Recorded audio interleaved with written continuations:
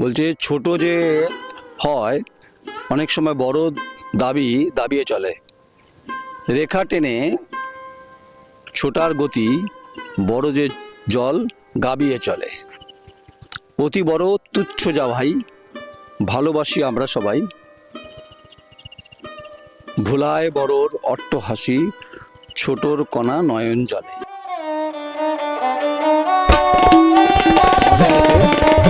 অবশ্যই নমন করা উচিত। বড় প্রাণ ভারী দিয়া যারা বড় করিয়াছে দেশ। দ্য কোয়েরির যে প্ল্যাটফর্ম, যা সারা বাংলায় পরিচিতি পেয়েছে বিভিন্ন সময় আপনাদের মাধ্যমে, আমরা সেটা তুলে ধরব। খরচ দেখা যায় তরুলতার ফাঁকে, ঠিক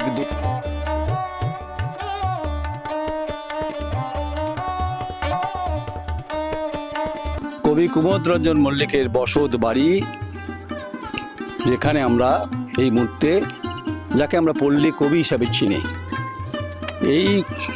তার এই বসত বাড়ির সামনে আমি এই মুহূর্তে রয়েছি। আমি নয়ন রায়, এবং আপনাদেরকে এই সম্পূর্ণ প্রতিবেদন দেখাবো এবং কিছু কথা আমরা বলবো, যে কথাগুলো হয়তো আপনাদেরকে সমৃদ্ধ করলেও করতে পারে। আপনারা অবশ্যই এই প্রতিবেদনটি মন দিয়ে শোনার চেষ্টা করবেন এবং আসার চেষ্টা করবেন।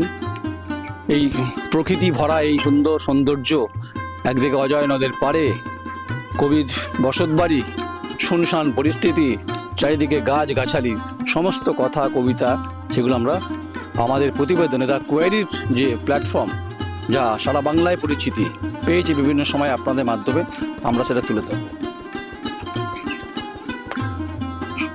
রাজনৈতিক নির্বাচনের যে ভোট কভারেজ আমরা করছি, খুব স্বভাবতই রাজনৈতিক তাপ উত্তাপ থাকবেই, কিন্তু তার মাঝে একটু ভিন্ন স্বাদের যদি কবি সাহিত্যিকদের জন্মভিটে সম্পর্কে কোনো একটি প্রতিবেদন তৈরি হয়, আমার মনে হয় না আপনাদের কারোর খারাপ লাগবে। কারণ অজয়ের পাড়ে যেখানে আমরা এসেছি, এখানে পাখিদের কোলাহল রয়েছে, পাখিদের কলতান রয়েছে, আমের মুকুল হয়েছে, বিভিন্ন ফুল ফুটছে। এখানে সকালের অজয়ের পাড় অত্যন্ত শিরশির করে বাতাস বয়ে বেড়ায়। আমি কার কথা বলছি নিশ্চয়ই জানা উচিত, বলা উচিত। প্রণম্য নমস্য কবি কুমোদ রঞ্জন মল্লিকের কথাই আমি বলছি। এই হচ্ছে কুমোদ রঞ্জন মল্লিকের মূর্তি। তাকে বলা হতো পল্লী কবি কুমোদ রঞ্জন মল্লিক। আগে কবিতাটা পড়ে দিই, যেটা আমরা শৈশবে পড়েছি বিভিন্ন সময়। এই বাড়িটার নাম হচ্ছে মধুকর প্রাঙ্গণ। কবি লিখেছেন, বাড়ি আমার ভাঙন ধরা অজয় নদীর বাঁকে, জল যেখানে সোহাগ বরে স্থলকে ঘিরে রাখে। সামনে ধূসর বেলা, জলচরের মেলা, সুদূর গ্রামের ঘর দেখা যায় তরুলতার ফাঁকে। ঠিক দুপুর বাতাস লেগে নাচে জলের ঢেউ, অলস আমি আমার ঘাটে নাই যে কারো কেউ।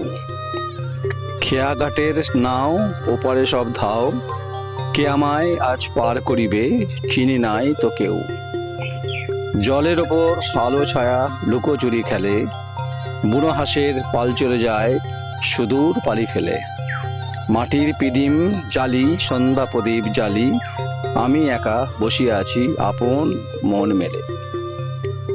খেয়া নেই, খেয়া ঘাটে কোনো সম্ভাবনা নেই, অজয়ের জল শুকিয়ে গেছে, কিন্তু বেঁচে আছে কবিতার স্নিগ্ধতা, কবিতার মুগ্ধতা, যা আমাদেরকে বিভিন্ন সময় সমৃদ্ধ করেছে সাহিত্যের ক্ষেত্রে, কবিতার ক্ষেত্রে।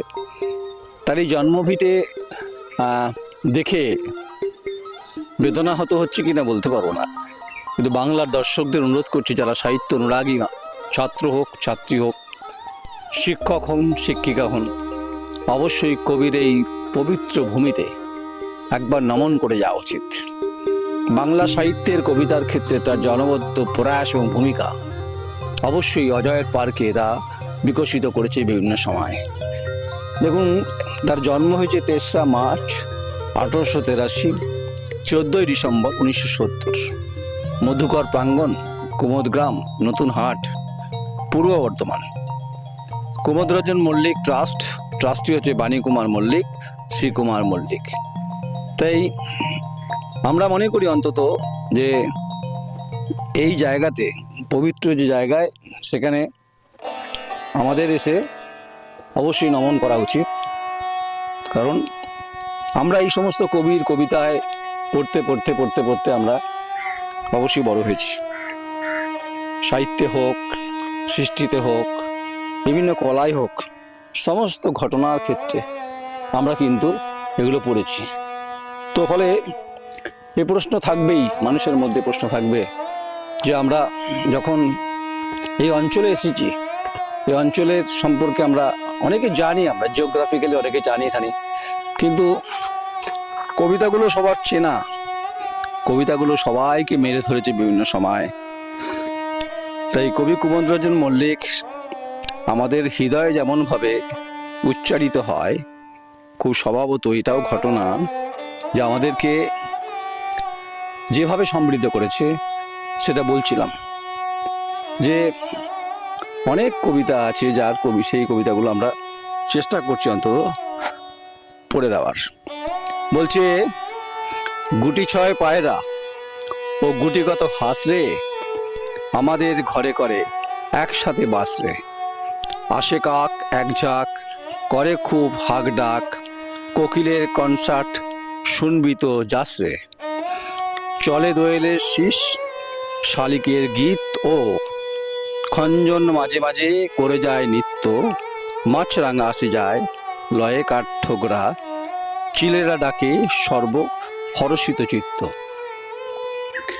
আমার চিত্র সাংবাদিক সমীর দফাদার, আমরা সারা বাংলায় বিভিন্ন সময় আমাদের ভূমিকা নিশ্চয়ই আপনারা দেখেন, আমরা সেই সংবাদ করি। কারণ আমরা বিভিন্ন সময়, যেমন আমরা দুর্নীতির বিরুদ্ধে হোক, সমাজ জীবনে গুরুত্বপূর্ণ ভূমিকার ক্ষেত্রে হোক, আমরা যখন যেগুলো দেখাই সেগুলো আপনাদের হয়তো কাজে লাগাটা খুব স্বাভাবিক নয় কি? তো এই কবির যে কবিতাগুলো, যেগুলো আমাদেরকে এই দুপুরেই আমাদেরকে টেনে নিয়ে এলো আমাদের চুম্বকের মতো, তো আমরা এসেছি, এটা আমাদের কাছে অবশ্যই পরম সৌভাগ্য, আমাদের সৌভাগ্য বলতে পারেন। এবং আমরা বাংলা দর্শকদের বলতে পারি, যারা আপনারা আমাদেরকে প্রতিদিন দেখেন, আপনাদের বলি যে আপনারা আসুন। বোঝে চাঁদ মুখে তোর চাঁদের চুমু, মাখিয়ে দেবে সুখে, তারা ফুলের মালা গাঁথি জড়িয়ে দেব বুকে। গাই দোহনের শব্দ শুনি জেগো সকালবেলা, সারাটা দিন তোমার লয়ে করব আমি খেলা। আমার বাড়ি ডালিম গাছে ডালিম ফুলের হাসি, কাজলা দিঘির কাজল জলে হাঁসগুলি যায় ভাসি। আমার বাড়ি যাইও ভ্রমর, এই বরাবর পথ, মৌরি ফুলের গন্ধ শুকে থামিও তব রথ। কি অসাধারণ! এবং কবির আরেকটা আমার তো অত্যন্ত পছন্দের, আমরা যেহেতু ছোটবেলায় পড়েছি, তো কবি বলছেন যে, দেশের লাগিয়ে যারা দলে দলে হেলায় দিয়েছে প্রাণ, কঠিন কারোর কক্ষে যাদের হলো দিবা অবসান। যাদের শনিতে রঞ্জিত হলো মেঘনা গঙ্গা রাবি, বিধাতার কাছে সব আগে হলো পেশ যাহাদের দাবি। বড় বড় প্রাণ ভারী দিয়া যারা বড় করিয়াছে দেশ, অসীম যাদের সাহস এবং অশেষ যাদের ক্লেশ, তাদের বারংবার আজি শুভ দিনে গোটায় ভারতে জানায় নমস্কার। এটা অবশ্যই কবির লেখা। এরকম অনেক, বুঝে পুজোর ছুটি বন্ধরে ভাই, পেলাম ছুটি আমরা আজি, দি যে বকম বকম ছেড়ে নীল আকাশের নতুন বাজে। আজকে দুদিন উনঘুনানি মৌমাছিদের গুনগুনানি, এবার দূরের পাল্লারে ভাই, খেয়ার ঘাট আজ ছাড়িবে মাঝি, যাক বেদে আজ মরাল শিশু। অজয়ের পারে আমরা এই মুহূর্তে রয়েছি। আমার চিত্র সাংবাদিককে বলবো আসার জন্য। এবং এই অঞ্চলে কেন এই হচ্ছে পুরোনো দিনের গাছ রয়েছে, কিন্তু পথে যেতে যেতে অনেক কথা হয়, অনেকের সঙ্গে দেখা হয়, অনেকেই বলেন সংবাদ এবং সাংবাদিকতার গুরুত্বপূর্ণ ভূমিকা। ঠিক বলেছেন। সংবাদ এবং সাংবাদিকতার ক্ষেত্রে যে কথাগুলো আমরা বারবার বলার চেষ্টা করি, আমি নয়ন রায় যেটা বলি, আমরা চেষ্টা করি, অন্তত আমাদের কাজ হচ্ছে চেষ্টা করা।